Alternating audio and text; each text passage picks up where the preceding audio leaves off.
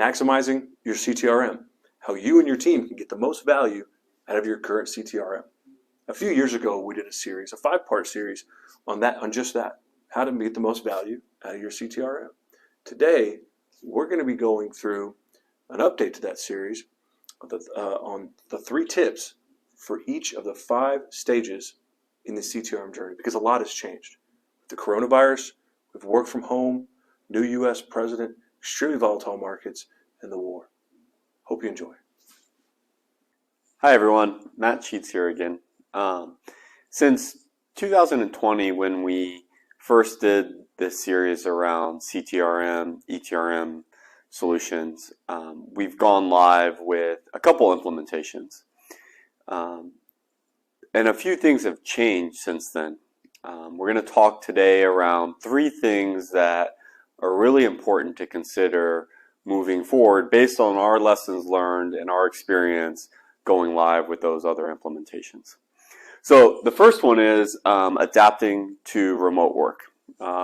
Since 2020, we had COVID. COVID hit in the middle of a large implementation that I was leading, and that was tough. None of us knew what was going to happen. All of a sudden, it was everyone's out of the office, and I think if I remember correctly, we were in the thick of user acceptance testing or about to go into UAT. We all looked at each other like, how are we going to do this? The great thing is the world has evolved. We've all become used to remote work, but what's really strong is that we can now collectively embrace that during implementations. And so using tools like Teams, using tools for project team collaboration, we use Azure DevOps and Jira a lot, really actually helps not just be able to deliver the way that we used to when we all work together in the office, but it actually helps us deliver better. So highly encourage you to think about the tools that you use for remote work and how you can leverage those to really deliver implementations above and beyond the way we used to, again, when we were all in the office. The second thing is agile methodologies have been around for a long time now, but I feel like, especially around ETRM and CTRM implementations, people are really starting to embrace that. Most of the companies we work with insist on us using agile approaches, and we like agile approaches. The catch is that agile sounds great in name, but not everyone really understands what that means and how to do it in practice. And so, really take the time during your implementation. Don't just use agile as a word, right? But use agile in terms of the true best practices and the learnings of how to incorporate those within ETRM implementations. And it's things like daily scrums.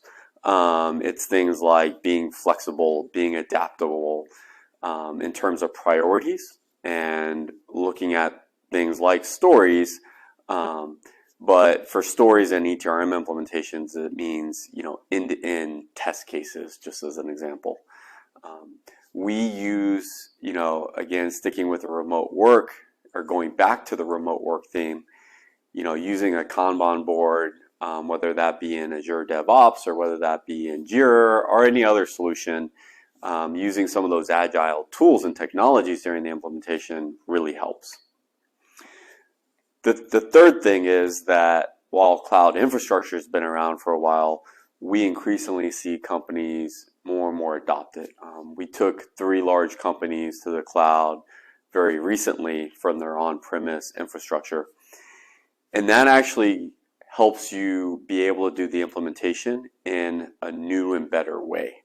So most people think, oh, I'm taking my on-prem server and moving it to the cloud. Oh, that doesn't have any implication on the implementation, but it actually does. Cloud technology and the tools within the cloud, the cost structure, the inherent benefits of the cloud of being able to stand up a server quickly, therefore stand up an environment quickly and throw it away quickly, really has an impact on implementation. That you need to think about in terms of how your developers are working, and how your project team is working, and making sure that your development team is doing best practices around continuous integration, continuous development, best practices in terms of being able to quickly replicate a dev environment, do some dev in it, but then test it into an integration environment, is really important, and it's a real advantage as we move forward and as more and more people leverage cloud infrastructure.